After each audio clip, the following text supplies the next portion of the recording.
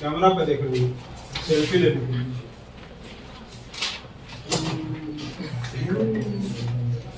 Resistance कितने तरह का है? दो तरह का रेसिस्टेंस पढ़ना है हम लोग को, एक सीरीज रेसिस्टेंस, एक सीरीज रेसिस्टेंस और एक पैरेलल। पैरेलल मतलब क्या होता है करिश्मा? पैरेलल मतलब एक के नीचे एक के नीचे एक के नीचे या साइड बाय साइड, ठीक है, ऊपर नीचे या साइड बाय साइड, ठीक। तो सीरीज रेसिस्टेंस और पैरेलल रेसिस्टेंस में जो सबसे इंपॉर्टेंट डिफरेंस है, आपको क्या करना है? लर्न बाय, क्या बोलते हैं लर्न बाय? बच्चों बोले ना हार्ट, लंग्स, किडनी, लीवर, जहां से लर्न करना होगा लर्न करना। पैरेलल तो मैदा जैसा लिखा है ना, ऐसे देखो मैच करो एकदम इसी में करो। तो सीरीज रेसिस्टेंस में सबसे पहला कि टोटल रेसिस्टेंस बढ़ता है। टोटल रेसिस्टेंस क्या होगा? इंक्रीजेस ना। Total resistance increases. Total resistance को हम लोग देखो एक चीज याद रखना ना कि टोटल रेसिस्टेंस को हम लोग इफेक्टिव रेसिस्टेंस भी कहते हैं। क्या कहते हैं? Effective resistance. टोटल रेसिस्टेंस को इफेक्टिव रेसिस्टेंस भी कहते हैं। दूसरा पॉइंट यदि देखेंगे इसका टोटल रेसिस्टेंस में, सीरीज रेसिस्टेंस का फॉर्मूला होगा RS is equal to R1 plus R2 plus R3। तीन रेसिस्टर है तो यदि दो होगा तो यहीं तक लिखेंगे, ठीक है।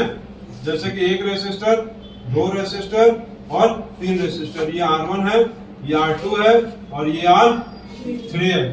तो टोटल रेसिस्टेंस कितना होगा? सबको प्लस कर देंगे। क्या करेंगे? जोड़ देंगे, समझिए, ठीक है। इसमें देखो इसका टोटल रेसिस्टेंस इसमें क्या होगा? डिक्रीजेस। टोटल रेसिस्टेंस का भी क्या नाम बताया दूसरा? हाँ, इफेक्टिव। टोटल रेसिस्टेंस का दूसरा क्या नाम है? Effective resistance. अन्य गंदगी मतलब राइटिंग समझना है आपको, गंदा होगा, ठीक है। नहीं आ रहा होगा तो भी कोई कुछ कर थोड़ी ना पाएंगे। दूसरा नंबर, इसका फॉर्मूला है 1/RP। RP मतलब पैरेलल रेसिस्टेंस और RS मतलब series resistance. 1/RP is equal to 1/R1 plus 1/R2 plus 1/R3। जैसे ये एक रेसिस्टेंस है, उसके नीचे एक रेसिस्टेंस और गिर गया, दूसरा रेसिस्टेंस, तीसरा रेसिस्टेंस भी उसके नीचे गिर गया। ये हो गया R1, ये हो गया R2 और ये हो गया R3। साइड में भी हो सकता था, ऐसे भी हो सकता था, R1, R2 और R3। ये हो गया R1, ये हो गया R2 और ये हो गया R3। ऐसे भी हम लोग लिख सकते थे। तो ऐसे रहे चाहे ऐसे, मतलब एक के बाद एक या एक के नीचे एक। तो रेसिप्रोकल लॉ, इसको कौन सा है? ये रेसिप्रोकल हो गया ना। और कोई भी चीज को रेसिप्रोकल करने पे घटता है कि बढ़ता है? रेसिप्रोकल करने में घटता है कि बढ़ता है? कैक्टस बोलेगा? हाँ, रेसिप्रोकल करने पे कोई भी चीज घटता है। तीसरा पॉइंट देखो, आदित्य हंस रहा है। आदित्य हंस का है? अरे पढ़ने बैठा कि प्रेशर लेने बैठा? प्रेशर बनाए लो। तीसरा वाला क्या होगा? एमी में, अच्छा इसमें तीसरा जो इम्पोर्टेंट, सबसे इम्पोर्टेंट पॉइंट है, ये जो तीसरा चौथा पॉइंट लिख रहा है ना, उसको हो सकेगा तो कागज पे लिख के खा जाना दूध के साथ, तो समझिए दवाई है। मतलब ये जो तीसरा चौथा पॉइंट है, इसी से पूरा इलेक्ट्रिसिटी का न्यूमेरिकल बनेगा। इसमें करंट जो होगा सेम होगा, करंट मतलब आई सेम होगा। चौथा पॉइंट पोटेंशियल डिफरेंस, मतलब इसको क्या कहेंगे हम? वोल्टेज क्या होगा? भी डिफरेंट होगा।